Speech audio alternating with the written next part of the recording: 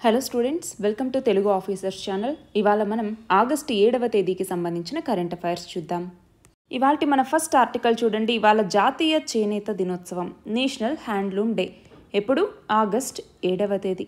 So ప్రతి సంవత్సరం August 7వ తేదీన చేనేత కళాకారులు సోషల్గా అలాగే ఎకనామిక్గా మన దేశానికి ఎలా కాంట్రిబ్యూట్ చేస్తూ ఉన్నారు, మన యొక్క రిచ్ హ్యాండ్లూమ్ హెరిటేజ్ ఎలా ఉంది అన్నట్టుగా తెలియజేయటం కోసం, అంతేకాదు హ్యాండ్లూమ్కి సంబంధించి సస్టైనబిలిటీ తీసుకురావాలి, ఒక ఇన్నోవేషన్ అన్నటువంటిది ఉండాలి, అంతేకాదు అందులో ఉన్నటువంటి ఛాలెంజెస్ని అడ్రస్ చేసుకుంటూ ఎకో ఫ్రెండ్లీ హ్యాండ్లూమ్స్ని మరింతగా ప్రమోట్ చేయాలన్నటువంటి లక్ష్యంతో నేషనల్ హ్యాండ్లూమ్ డేని మనం నిర్వహిస్తూ ఉన్నాము. మరి ఇక్కడ ఒకటి గమనించాలి, మనము నేషనల్ హ్యాండ్లూమ్ డేని 2015లో స్టార్ట్ చేశాము. హిస్టారికల్ సిగ్నిఫికెన్స్ చూసుకుంటే మనకి స్వదేశీ మూమెంట్ అన్నటువంటిది ఉంది కదా, స్వదేశీ ఉద్యమం. సో ఈ స్వదేశీ మూమెంట్ 1905లో జరిగిందనమాట. మరి దాన్ని కమామరేట్ చేసుకుంటూ ప్రతి సంవత్సరం హ్యాండ్లూమ్ డేని జరుపుకుంటున్నాం. అయితే మీ అందరికీ తెలుసు, మన భారతదేశం అన్నటువంటిది అగ్రికల్చర్, వ్యవసాయ ఆధారిత దేశం. మరి అగ్రికల్చర్ తర్వాత సెకండ్ హయ్యెస్ట్ ఈ ఎంప్లాయబిలిటీ కలిగి ఉన్నటువంటి సెక్టార్ ఏదన్నా ఉంది అంటే అది హ్యాండ్లూమ్ సెక్టార్. హ్యాండ్లూమ్ సెక్టార్ అన్నటువంటిది. మరి ఈ నేపథ్యంలో ఇప్పటికీ 4.3 మిలియన్ పీపుల్, అందులోనూ రూరల్ ఏరియాస్ ఎక్కువ మంది ఎంప్లాయ్మెంట్ కోసం ఈ సెక్టార్ మీద ఆధారపడుతూ ఉన్నారు. మరి దీనికి సంబంధించి హ్యాండ్లూమ్స్కి సంబంధించి మనకి నేషనల్ హ్యాండ్లూమ్ డెవలప్మెంట్ ప్రోగ్రామ్ అన్నటువంటిది ఉంది. అలాగే comprehensive handloom cluster development scheme అన్నటువంటిది ఉంది.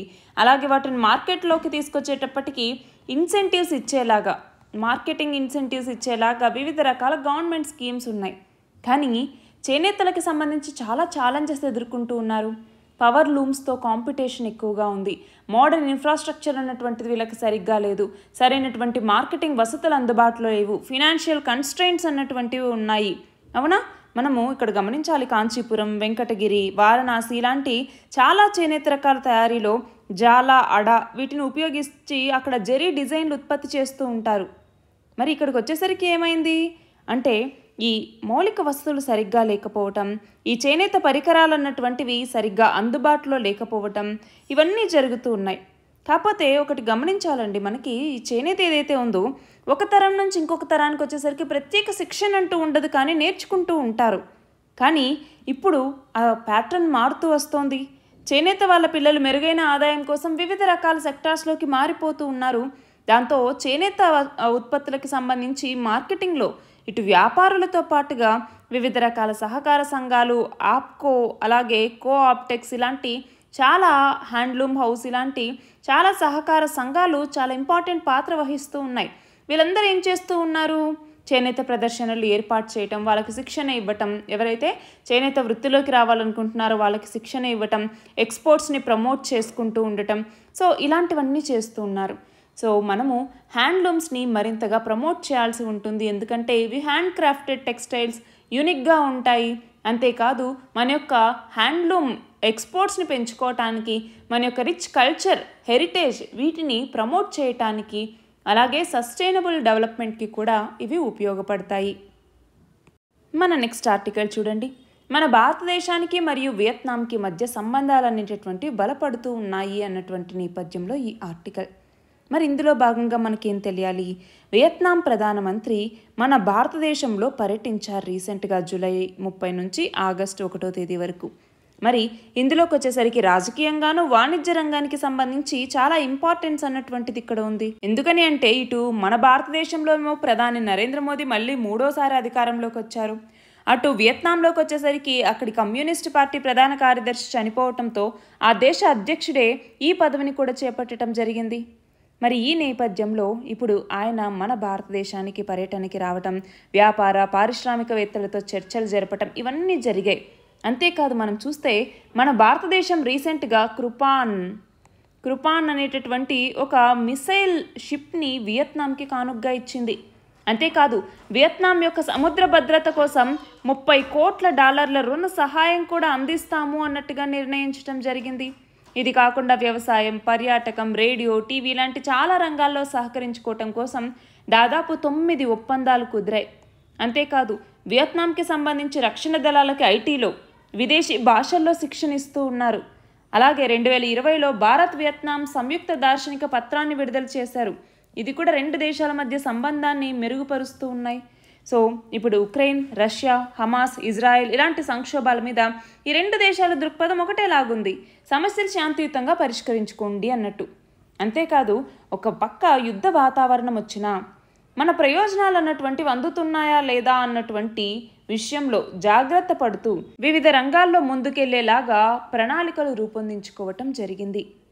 మన నెక్స్ట్ ఆర్టికల్ చూడండి. ఇజ్రాయెల్, ఇరాన్ ఈ రెండు దేశాలు యుద్ధ సన్నాహాల్లో ఉన్నాయి అన్నట్టుగా. మరి ఏమైంది? నిన్న కూడా దీనికి సంబంధించి చదువుకున్నాం. ఏమని? హమాస్కి సంబంధించినటువంటి నేత అయినటువంటి ఇస్మాయిల్ హనియే ఈయన్ని రీసెంట్గా ఇజ్రాయెల్ మట్టుపెట్టింది. మరి దీనికి ప్రతీకారంగా ఇరాన్ ఇజ్రాయెల్ మీద ఏ క్షణమైనా దాడి చేయొచ్చు, ఈ రెండు దేశాల మధ్య యుద్ధం అన్నటువంటిది మొదలు కావచ్చు అన్నటువంటి అంచనాలు అన్నటువంటివి ఉన్నాయి.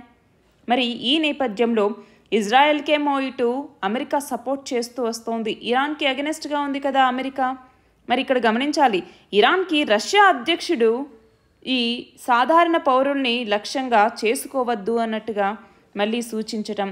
పశ్చిమాసియాలో ఈ పరిస్థితి అన్నటువంటిది మనం కనుక గమనిస్తూ ఉంటే ఇటు ఇజ్రాయెల్కి గాజాకి మధ్య, ఇజ్రాయెల్కి లెబనాన్కి మధ్య, ఇప్పుడు ఇజ్రాయెల్కి ఇరాన్కి మధ్య, అలాగే ఇజ్రాయెల్కి యెమెన్కి మధ్య.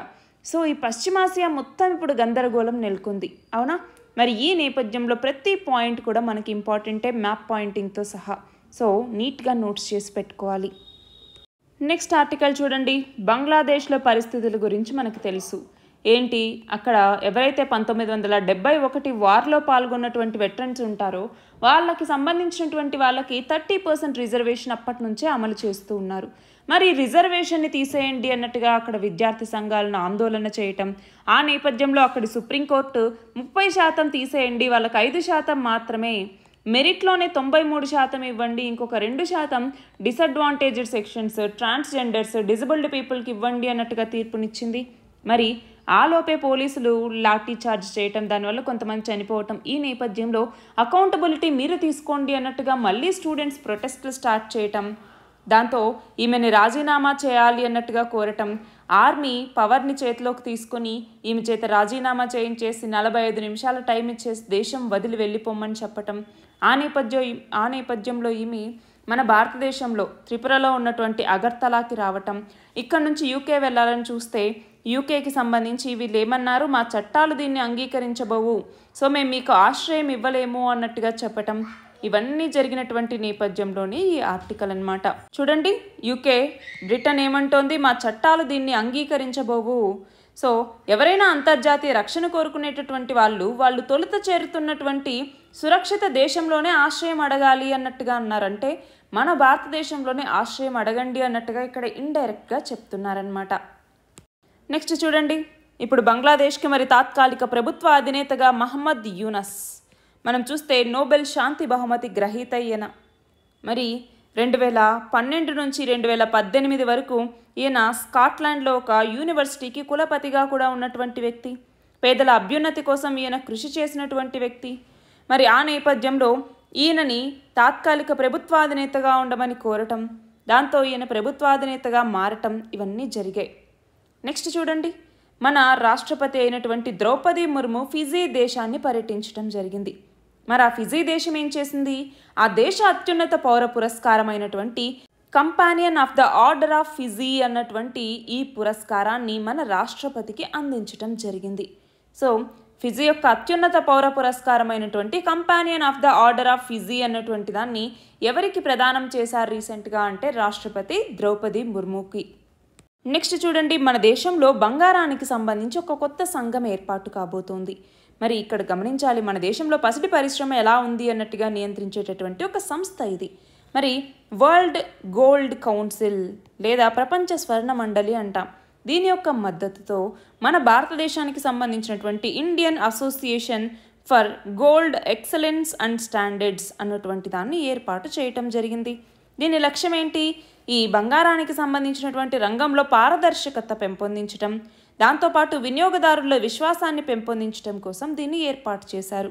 మరి దీంట్లో ఎవరెవరు ఉంటారు అంటే Indian bullion and jewellers association, all India gems and jeweller councils of India, gem and jewellery export promotion council ఇలాంటి సంఘాలతో దీన్ని ఏర్పాటు చేస్తారు. దీనికి సంబంధించి వివిధ వర్గాలతో కలిసి ఏర్పాటు చేయటం వల్ల ఇటు వినియోగదారుల విశ్వాసం, ఇటు ప్రభుత్వ విశ్వాసాన్ని కూడా పొందగలరు. మన నెక్స్ట్ ఆర్టికల్ చూడండి, కొడంగల్ ఎత్తిపోతల పథకానికి సంబంధించి. ఇది గమనించాలి, తెలంగాణలో ఉమ్మడి పాలమూరు జిల్లాలో ఉన్నటువంటి నారాయణపేట కావచ్చు, కొడంగల్ కావచ్చు, ఈ ప్రాంతాలకి కృష్ణానది నీటిని అందించడానికి గమనించాలి. కృష్ణానది నీటిని అంటే కృష్ణా జలాల్ని అందించడానికి ఉద్దేశించినటువంటి ప్రాజెక్టే నారాయణపేట కొడంగల్ ఎత్తిపోతల పథకం అన్నటువంటిది. సో దీనికి సంబంధించి నారాయణపేట కొడంగల్ ఎత్తిపోతల పథకంకి సంబంధించి క్వశ్చన్ అడిగితే గుర్తుంచుకోవాలి. మరి దీన్ని ఉమ్మడి రాష్ట్రంలోనే రూపకల్పన చేసినా కూడా పరిపాలనా అనుమతులు అన్నటువంటివి లేట్ అవ్వటం, అనుమతులు మళ్ళీ 2014లో వచ్చినా మళ్ళీ దాని తర్వాత ముందడుగు పడకపోవటం ఇవన్నీ జరిగాయి. మరి ఇప్పుడు దీనికి సంబంధించిన ప్రతిపాదిత అంచనా వ్యయం ఎంత అంటే 4,350 కోట్ల రూపాయలు. దానికి సంబంధించి ఇప్పుడు టెండర్లు పిలిచారన్నమాట. మరి ఇక్కడ మనం గమనిస్తే దీని కింద వివిధ రకాల చెరువులు ఉన్నాయి, వాటి నిల్వ సామర్థ్యం ఇక్కడ ఇచ్చారు. కాకపోతే ఇవన్నీ మనకు అక్కర్లేదు. ఇక్కడ మనకేంటంటే 2 ప్యాకేజీల్లో ఎత్తిపోతల పథకం అన్నటువంటిది పూర్తి చేయబోతూ ఉన్నారు. అంటే ఈ పనులు 2 ప్యాకేజీలుగా కట్టబోతూ ఉన్నారు. దీని ప్రకారం ఏంటి, ఈ ఫ్రెషర్ మెయిన్ కావచ్చు, లీడ్ ఛానల్, డెలివరీ సిస్టమ్స్, అనుబంధ ఈ ఎలక్ట్రిక్ పనులు ఇవన్నీ కూడా మనం గమనిస్తే మొత్తం 2 ప్యాకేజీలుగా విభజించి దాన్ని చేపట్టబోతున్నారు. తర్వాత చివరి దశలో 6 చెరువుల్ని కూడా అభివృద్ధి చేయబోతున్నారు. నెక్స్ట్ చూడండి, ఆంధ్రప్రదేశ్ ప్రభుత్వం 6 ప్రాజెక్టులకి ఇంపార్టెన్స్ ఇస్తోంది అన్నట్టుగా. మరి ఈ నేపథ్యంలో 5కే 8,734 కోట్లు కేటాయించారు. ఈ 5 ప్రాజెక్టుల ద్వారా మొత్తం 1.71 లక్షల ఎకరాల కొత్త ఆయకట్టును ఏర్పాటు చేయబోతున్నారు. 14 లక్షల ఎకరాలకు పైగా స్థిరీకరణ అన్నటువంటిది జరగబోతోంది. మరి ప్రస్తుతం రాష్ట్రంలో 86 ప్రాజెక్టులు అన్నటువంటివి ఇంకా నిర్మాణంలో ఉన్నాయి. మరి ఆ ప్రాజెక్టులన్నీ పూర్తవ్వాలి అంటే దాదాపు 1,16,000 కోట్లకు పైగా నిధులు అన్నటువంటి అవసరం అవుతాయి. మరి ఇక్కడ 6 ప్రాజెక్టులు అన్నాము. ఏంటా 6 ప్రాజెక్టులు? 1 గోదావరి పెన్నా అనుసంధానం అన్నటువంటిది, అలాగే 2 హంద్రీనివాలో కుప్పం బ్రాంచ్ కాలువకి ఇటు పుంగనూరు బ్రాంచ్ కాలువకి నీళ్ళు ఇవ్వాలి అన్నటువంటిది, అలాగే వంశధార 2వ భాగానికి సంబంధించినటువంటి 2వ దశ పనులు, వెలిగొండకు సంబంధించినటువంటి తొలి దశ పనులు, అలాగే ప్రాధాన్య క్రమంలో ఇంకొక 17 ప్రాజెక్టులు తీసుకురాబోతున్నారు. అలాగే చింతలపూడి ఎత్తిపోతల పథకానికి సంబంధించి తొలి దశ, అలాగే 2వ దశ. సో ఇలా మొత్తం 6 ప్రాజెక్టులకి ఆంధ్రప్రదేశ్ ప్రభుత్వం ఇంపార్టెన్స్ని ఇస్తుంది. నెక్స్ట్ చూడండి, నదీ తీరాల్లో ప్లాస్టిక్ వ్యర్థాలు వేయటం ద్వారా పర్యావరణం మీద చాలా ప్రభావం అన్నటువంటిది పడుతుంది. ఒక పర్యావరణమే కాదు, అక్కడ ఉన్నటువంటి జలచరాల మీద కూడా ప్రభావం అన్నటువంటిది పడుతుంది అన్నట్టుగా సుప్రీంకోర్టు చెప్పింది. మనకి పర్యావరణ పరంగా సున్నిత ప్రాంతాల్లో అక్రమ నిర్మాణాలు చేపట్టడం, శాశ్వత ఆక్రమణ ఏదైతే చేస్తూ ఉంటారో వాటి మీద ఒక పిటిషన్ వేస్తే దానికి సంబంధించి సుప్రీంకోర్టు ఇది చెప్పిందనమాట. నదీ తీరాల్లో ప్లాస్టిక్ని పారేయటమే పర్యావరణానికి చాలా హాని కలిగిస్తుంది. మరి ప్రజల సహకారంతో బాధ్యత కలిగినటువంటి అధికారులు కృషి చేయకపోతే చట్టవిరుద్ధమైనటువంటి నిర్మాణాలను తొలగించడం కావచ్చు, అలాగే మన దేశంలో ఉన్నటువంటి నదుల్లో నీటి నాణ్యతని పెంపొందించడం కావచ్చు, ఈ లక్ష్యాలన్నీ కూడా కలలుగానే మిగిలిపోతాయన్నట్టుగా సుప్రీంకోర్టు ఇక్కడ మాట్లాడింది. నెక్స్ట్ చూడండి, ప్రపంచవ్యాప్తంగా అత్యంత ప్రజాదరణ కలిగినటువంటి నేతగా మన ప్రధాని నరేంద్ర మోదీ మరొకసారి అగ్రస్థానంలో నిలిచారు.